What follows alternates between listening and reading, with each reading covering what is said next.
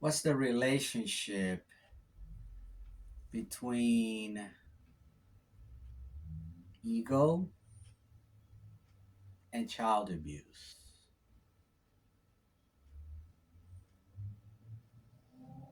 It's something that a lot of us don't think about often. It's not something we think about every day, but something that I've been thinking about. Um, when I dig a little deeper, I see a connection between child abuse and ego, and how ego is a manifestation of child mistreatment in one way or the other. Child mistreatment can take many forms. It can be outright physical abuse, sexual abuse, psychological abuse, mental abuse, and it can take many different forms. The link between child abuse and ego. Okay, so first let's look at let's look at what is ego. Okay, and what is its function.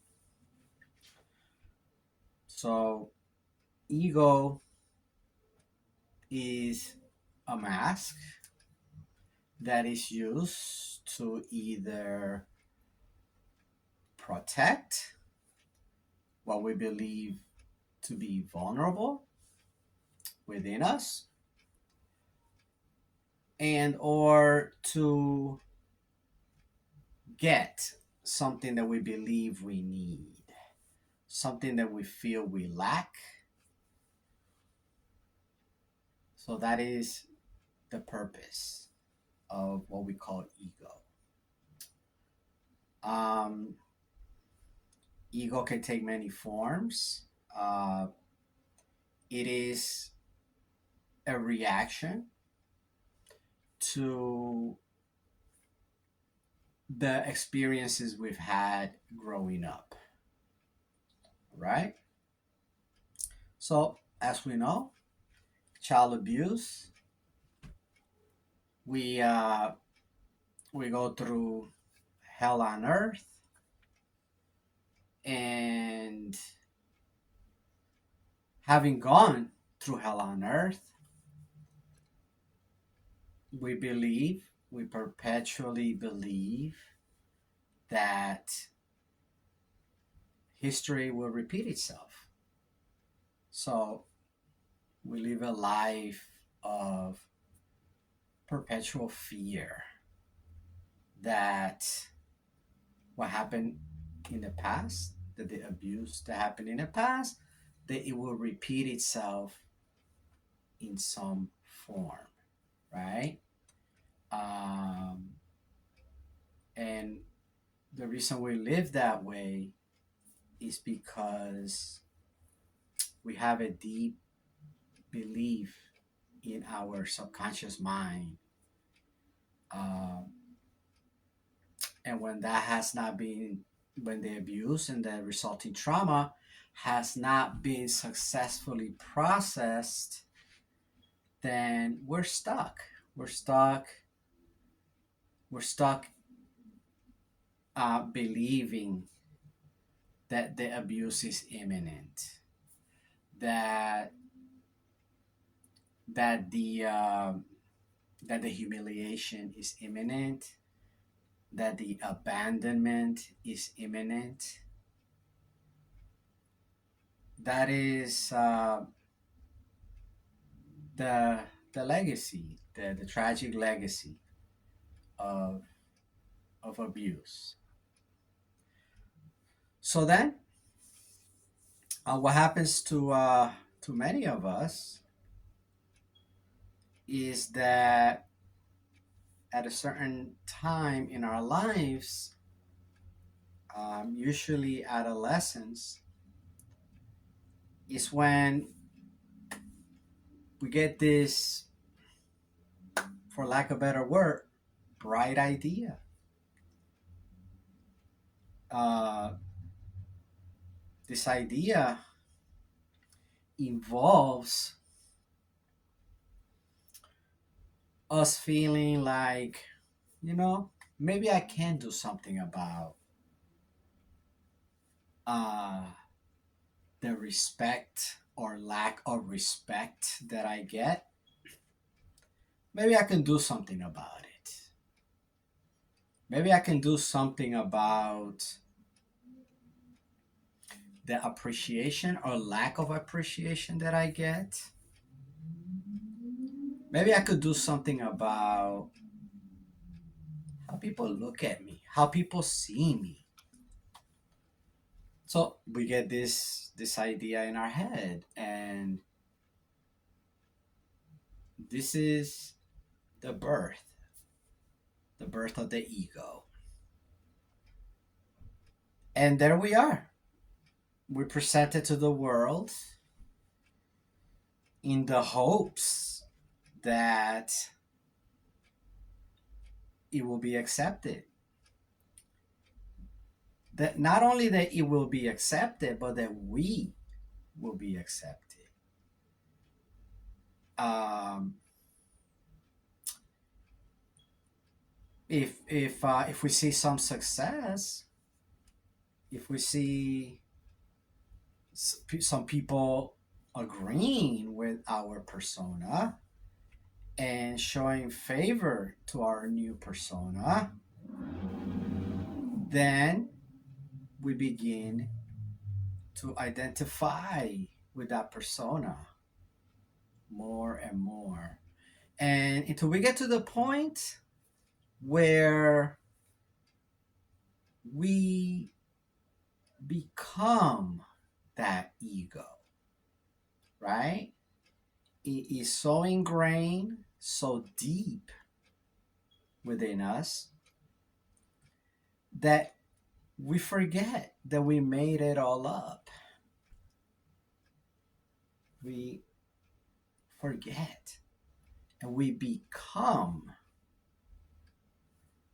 in our minds that ego, that persona. Okay? And like I said earlier,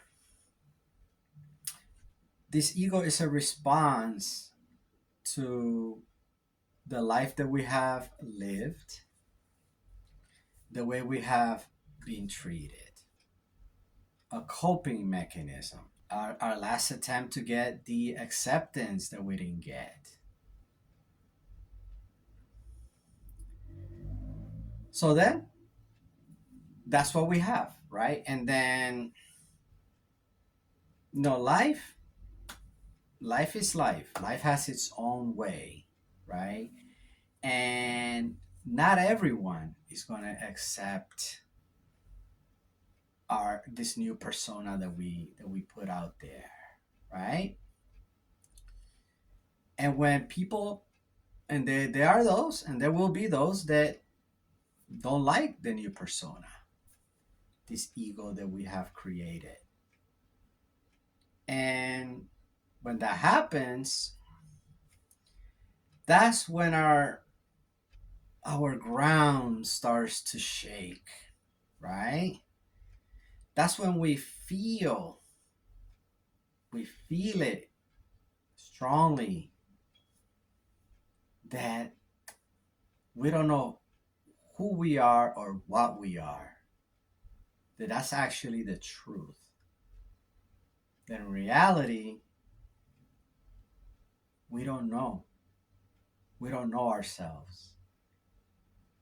That is the truth. And it's very scary. It's a very scary feeling, a very scary set of circumstances. So many of us, um, you know, don't know who we are, right?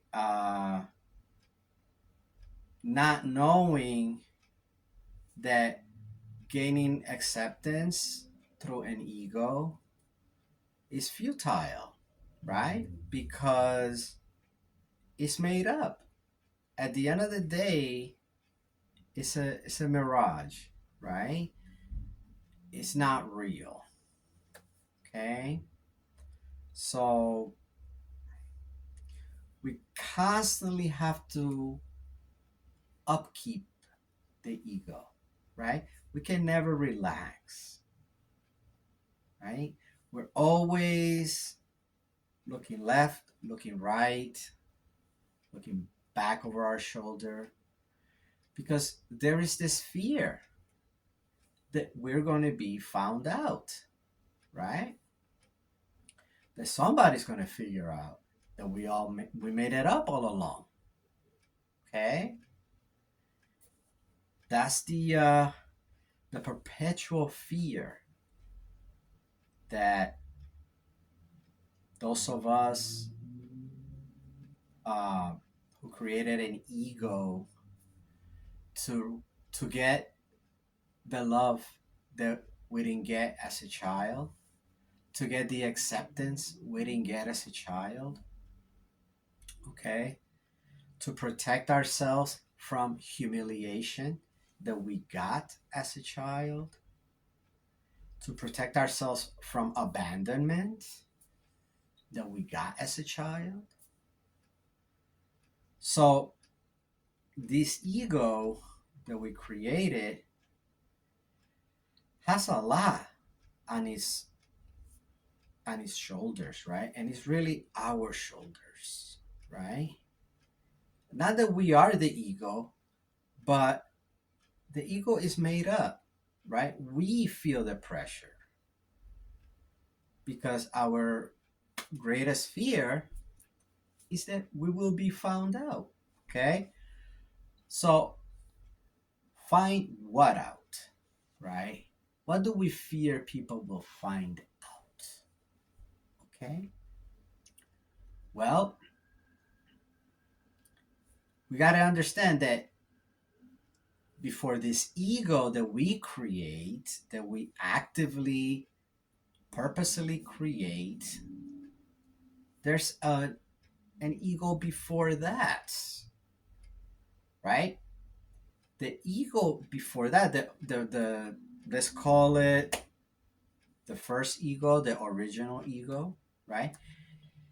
Is the persona that was created in our minds, but it was it was created by our parents, the people around us that had contact with us, that had influence on us, you know, family, people in the neighborhood, wherever wherever you grew up, right? The way those people treated you, what they did and did not do, created the original ego, right? This idea in our minds that this is who I am because they say so, right?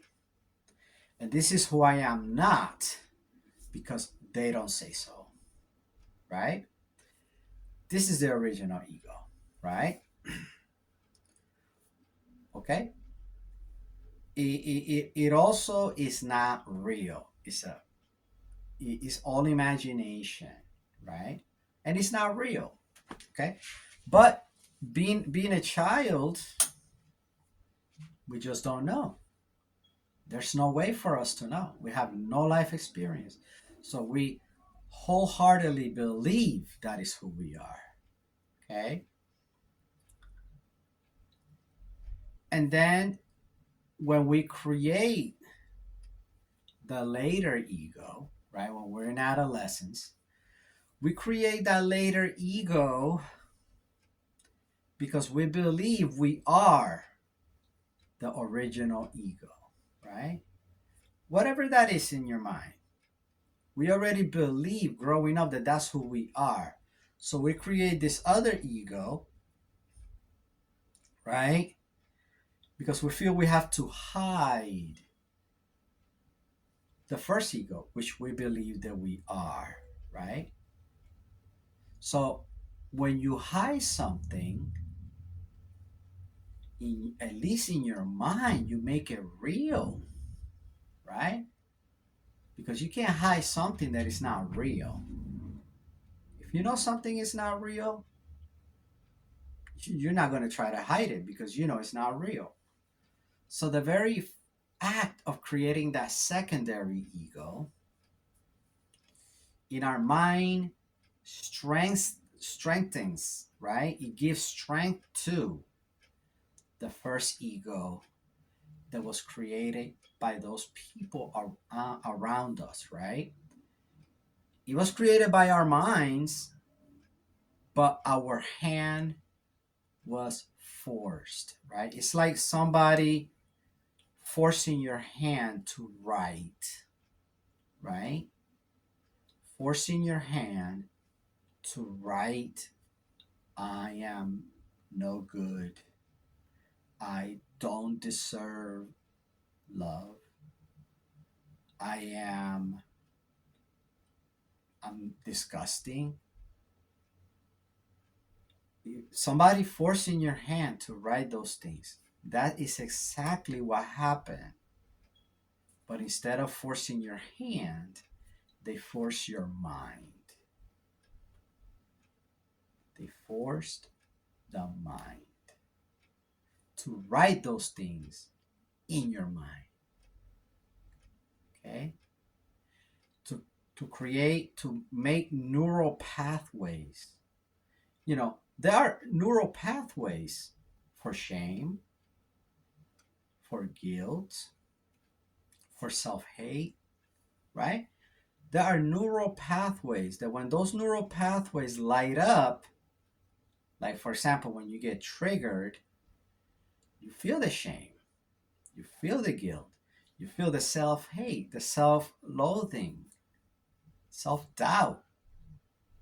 That is, the writing is very real, right? It is in the language of neurons, it's in the language of neural connections, okay?